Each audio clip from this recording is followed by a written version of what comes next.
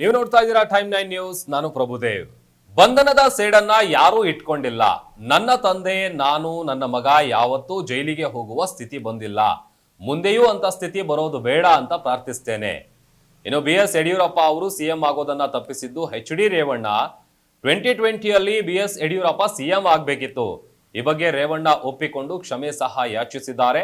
ಅವರು DCM ಆಗಬೇಕಿತ್ತು, ಅದು ಆಗೋದಿಲ್ಲ ಅನ್ನೋ ಕಾರಣಕ್ಕೆ ತಪ್ಪಿಸಿದ್ರು. ದೊಡ್ಡಗೌಡರ ಜೊತೆ ಮಾತಾಡಿ ಯಡಿಯೂರಪ್ಪ ಅವರಿಗೆ ಸಿಎಂ ಸ್ಥಾನವನ್ನ ತಪ್ಪಿಸಿದ್ರು ಅಂತ GT ದೇವೇಗೌಡರು ಹೇಳಿಕೆಯನ್ನ ಕೊಟ್ಟಿದ್ದಾರೆ. ಇನ್ನು ಮುಂದೆ ನಾನು ರಾಜಕೀಯವಾಗಿ ಯಾರ ವಿರುದ್ಧವೂ ಮಾತನಾಡೋದಿಲ್ಲ. ನನ್ನನ್ನ ಕಳ್ಳ ಅಂದ್ರೂ ಸಹ ನಾನು ಯಾವುದೇ ಪ್ರತಿಕ್ರಿಯೆ ನೀಡೋದಿಲ್ಲ.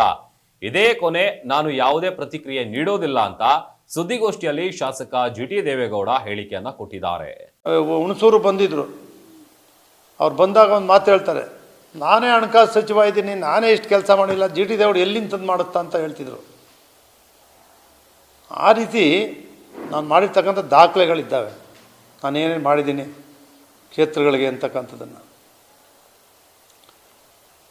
ಒಂದೇ ಒಂದು ಸಂದರ್ಭ, ಯಾವ ಸಂದರ್ಭ, ನಾನು ಯಡಿಯೂರಪ್ಪನವರು ಮುಖ್ಯಮಂತ್ರಿ ಆಗಬೇಕು ಅಂತೇಳಿ ನೇರವಾಗಿ ಕ್ಷೇತ್ರ ಜನತೆಗೂ ತಿಳಿಸ್ದೆ.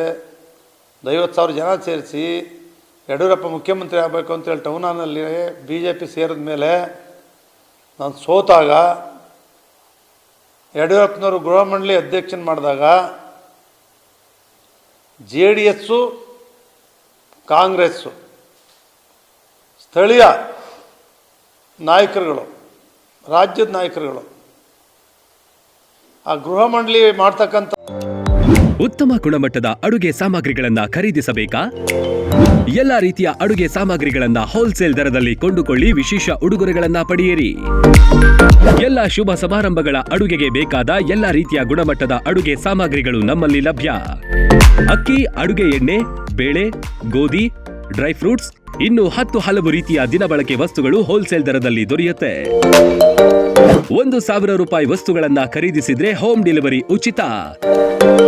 ಮತ್ಯಾಕೆ ತಡ, ಇಂದೇ ಭೇಟಿ ನೀಡಿ.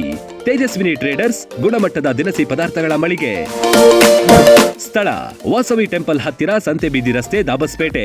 ಹೆಚ್ಚಿನ ಮಾಹಿತಿಗಾಗಿ ಸಂಪರ್ಕಿಸಿ 9901468568 ಮತ್ತು 8904054710.